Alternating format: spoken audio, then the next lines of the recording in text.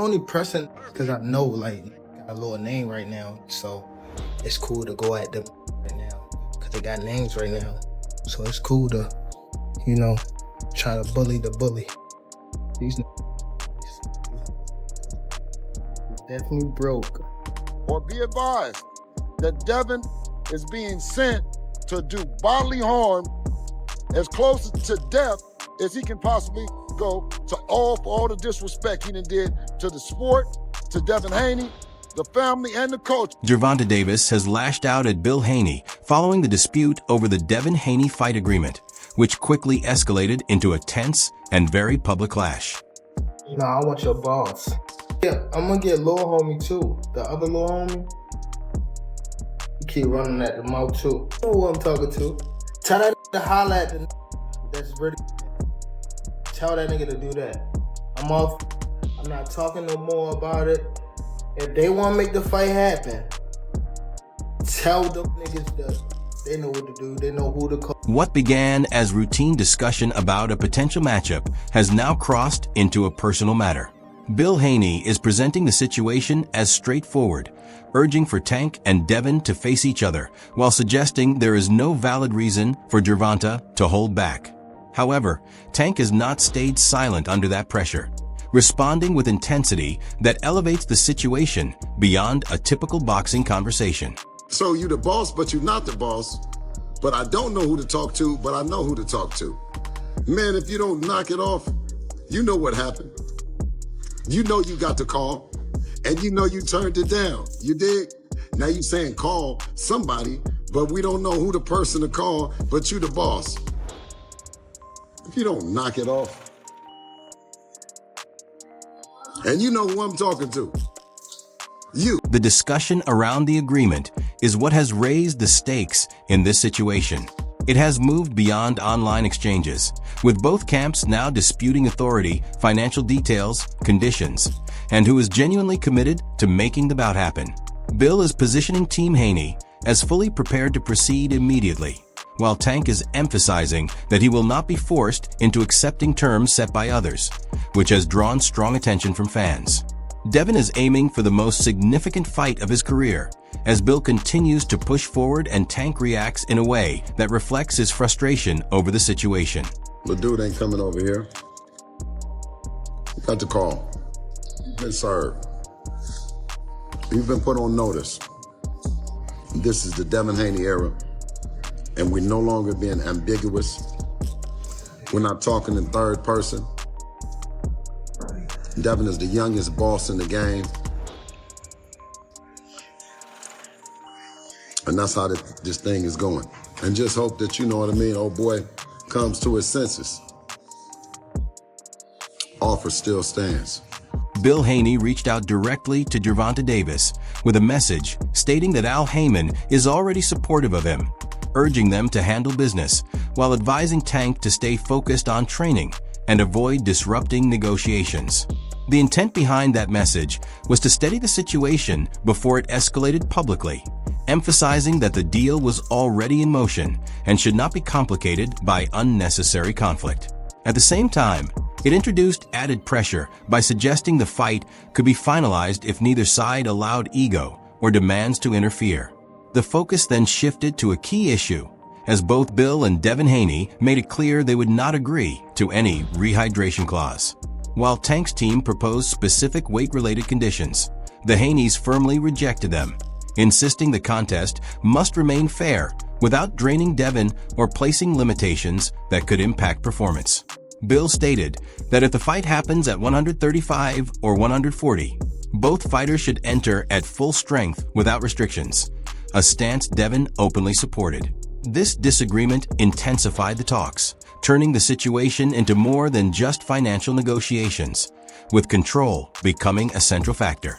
Bill reinforced his position publicly by stating he has never entertained rehydration terms and will not start now. When a fan suggested Devin might accept such a clause for financial reasons, referencing potential risks in the ring, Devin dismissed it outright, saying he had already made his position clear and criticized misleading reports. The exchange then became more personal when Devin responded to Gervonta by challenging his standing in the sport, claiming his influence in boxing business has declined while referencing external partnerships and reputation concerns. This shift showed the buildup extending beyond the fight itself into image and leverage. Gervonta responded by dismissing Devin's negotiating power, pointing to his past performances as a reason he should not be making demands. Devin answered by contrasting their approaches, stating he is willing to take risks in the ring while accusing Tank of limiting himself to words online. As tensions continued to rise, Bill delivered a direct message that the fight should take place at 140 without added conditions, making it clear he wants a straightforward matchup where both fighters compete at their best. From his perspective, if Tank truly believes Devin lacks leverage or poses no threat, then agreeing to those terms should not be an issue. The man get away with that. No. Listen, ain't no fight. We don't got no fight. So what's gonna happen? Tank. At 140. Yeah. Stop me from saying his name. Punch me in the mouth, because I'm gonna keep on saying Tank. Don't want to fight that. This is what sets this challenge apart, as Bill is promoting it as a true 100% versus 100% matchup. There are no rehydration terms, no forcing Devin to cut beyond his natural level, and no pre-fight advantages built in, leaving only Tank and Devin to compete in the ring and determine who is truly the better fighter. Bill Haney, Don't mention Tank's name, Sean. Okay, don't mention Tank's name, because he don't want it. just to rough. I'm not gonna mention any names. Just to roughly touch on all those guys. Are you guys like starting to go to a place where it's like we're good? You know, we tried to call you all out on the come up. Yeah, we're good. Here now. We're really good. We don't think about Tank. Or any of the other guys, I guess. Shout out to C4 and not Tank. Hey, Bill. You got two knockdowns. You got questions about Tank? You got two Any knockdowns. questions about Tank? Because listen, because no one want to say that because we're available now. So fuck all that other shit. I'm wanting to see who gonna mention Tank other than us. Tank. Where you at, Tank? Because now, guess what? We're free and you are. I mean, not free, literally, because you know they was talking 5% and they might think free means free. You know what I mean? So let's clear it. Now the situation shifts the spotlight back onto Tank. He can continue to argue that Devin holds no negotiating power, but Bill is steering the conversation toward a simple public question. If Tank truly leads the sport, sets the conditions, and views Devin as an easy opponent, then there should be no hesitation in agreeing to face him at 140 and resolving it in the ring. She was gonna ask me another question about Tank. So safe to say that you want Tank. Safe to say that we're available. You know what I mean? And listen, I don't want to get it misconstrued by saying I want Tank, because then they think something else. You know what I'm saying? We're available. You know what I mean? We're available to make the biggest and best fights happen. And guess what? If they ain't got the money, then we got it. You know what I'm saying? Has that fight? We got the money. Didn't you just hear that Eddie say that we pay, the opponent makes the most money with us. So it can be 10 million, 20 million, 30 million, 100 million. You're going to make the biggest. Bill Haney redirected the focus onto Tank Davis by suggesting that he is not genuinely interested in facing Devin Haney. His argument was straightforward. If Tank truly considers Devin an easy opponent, then finalizing the fight should not be so complicated. Instead of agreeing to a balanced matchup at 140 without added conditions, Tank's team continues to bring up negotiating power, limitations, and specific terms. From Bill's perspective, that approach reflects reluctance rather than certainty. He is making it clear that strong words online are not enough, and that the real measure is agreeing to face Devin without attempting to weaken him or dictate every detail. In his view, if Tank holds the position he claims in the sport, there should be no need for rehydration clauses or built-in advantages. Coach Calvin and Coach Kenny, now is the time.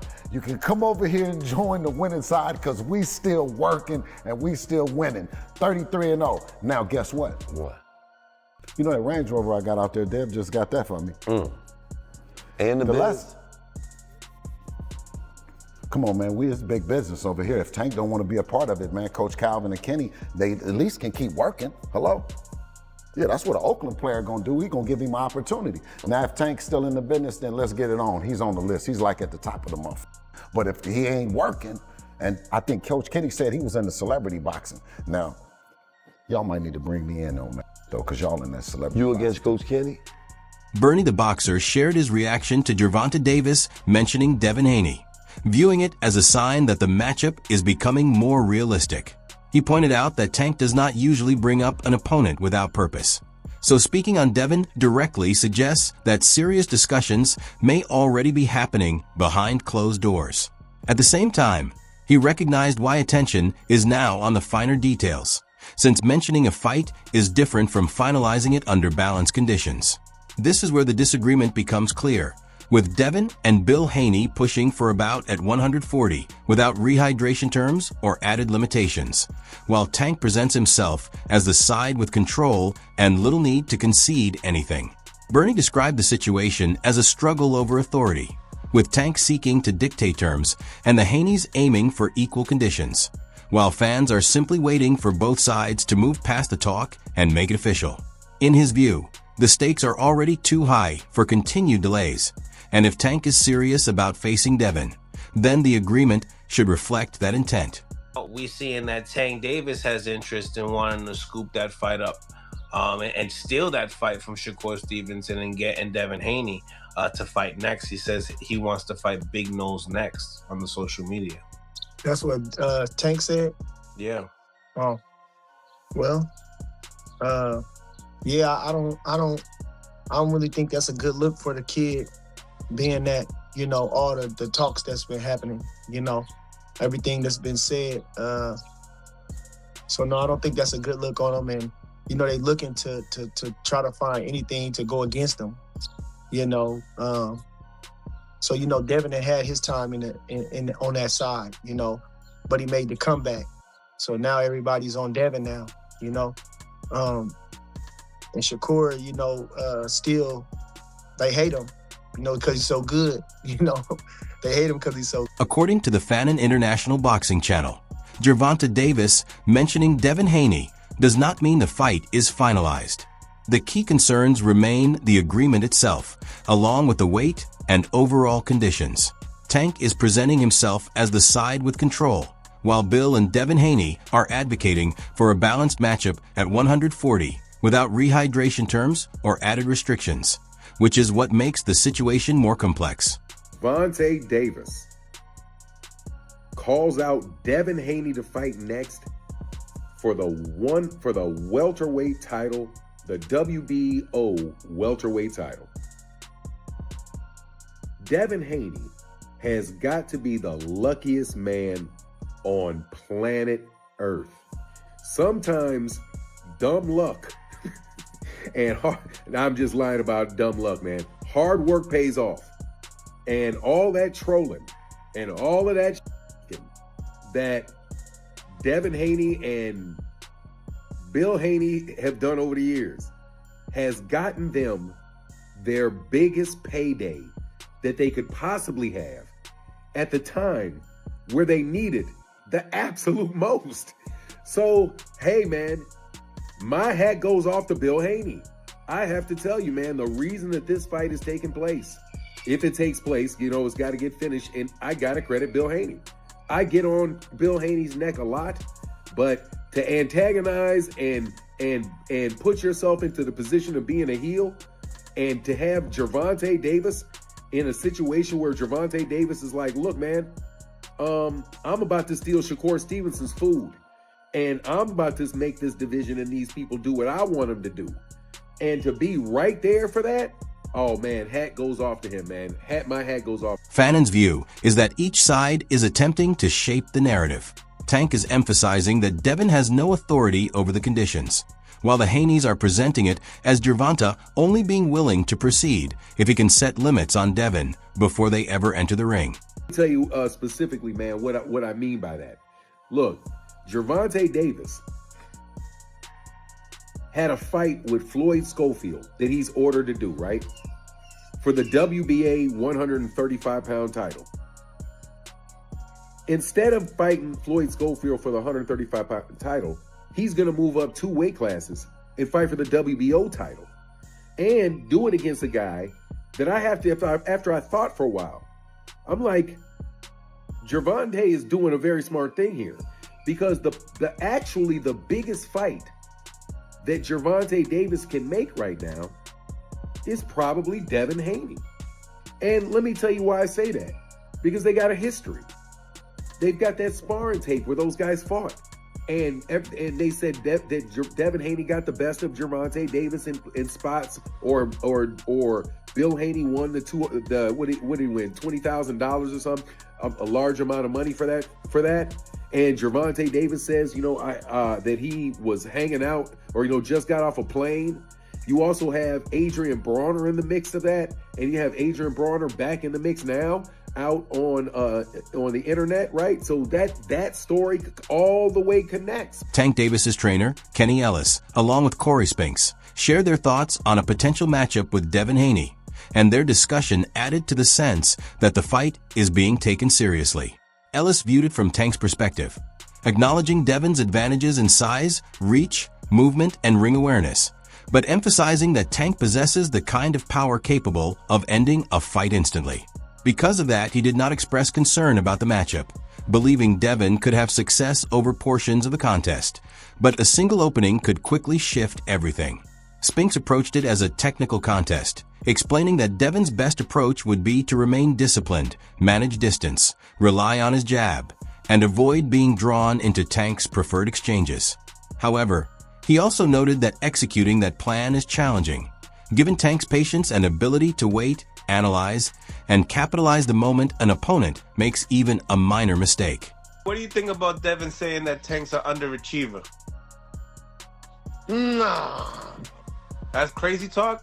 Yeah, that's crazy talk. That's crazy talk. That's a goddamn superstar. Ain't none of them guys are underachievers, man. They achieve themselves out of the hood. They paying for their family. Man, dude, when a person comes from that type of background and makes some of itself, you can't, bro. I hear a lot of them guys say they from the trenches compared to your trenches and come in here and see where Tank come from.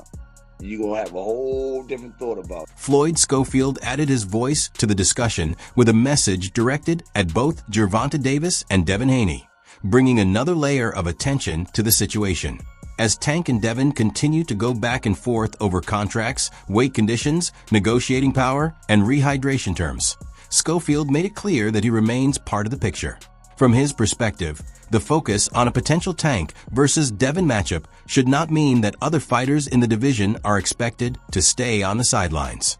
Not if the WBO mandated, I think I read it, mandated the fight, right? They plan on doing it this month, for sure. So if they're going to mandate it, Devin not negotiating with nobody without vacating that belt.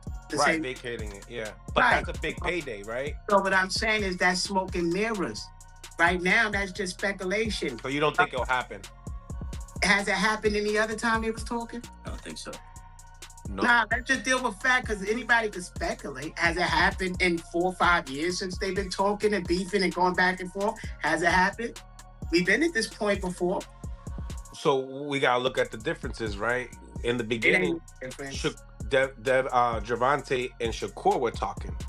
They were talking. I'm not saying to you is all of that is smoke and mirrors. We debate about the YouTube. We're not going to debate about YouTube fighters, brother. I'd rather debate about real fighters, the ones that's sticking with boxing. We here to talk boxing. He is aiming to be part of those discussions because he believes he is prepared for the same high-profile opportunities. That is what makes his statement noticeable. While Tank is focused on shaping the terms of a potential fight with Devin, and Devin alongside Bill is pushing for balanced conditions at 140, Floyd Schofield is approaching both sides as if they are not the only key figures in the division. He is an undefeated, driven contender working to place himself in the spotlight before the biggest matchups are finalized without his involvement. When I first seen it, like I said, this was yesterday it came out, right? If I'm not mistaken, this was all happening yesterday. So for Devin's negotiations, yeah. Yeah, so I'm looking, I'm like, nah, this look fake. But then I think my dad had posted it. Devin had actually tweeted it. So I was like, oh, that's real convenient. So then come to find out, I'm not gonna let, who called, would call, but we got information that we won't be fighting Tank. The belt will be, released or whatever like that. So I was like, oh, damn, I didn't want to call him a duck at the time because I was like, you know, maybe he's just going through some stuff. But to see him trying to plan another fight with somebody else, I'm like, yo, that's kind of weird, especially on the deadline that we were supposed to come to an agreement or go to purse bid. So, I mean, at first I was kind of like, damn, that's a little weird. But I don't think the fight happens. I think Tank, if he has to go to jail, he has to go do that. If not, then I think he just fights another 130-pounder or another tune-up fight. So I just think as a champion. Be sure to explore more of our content on the channel.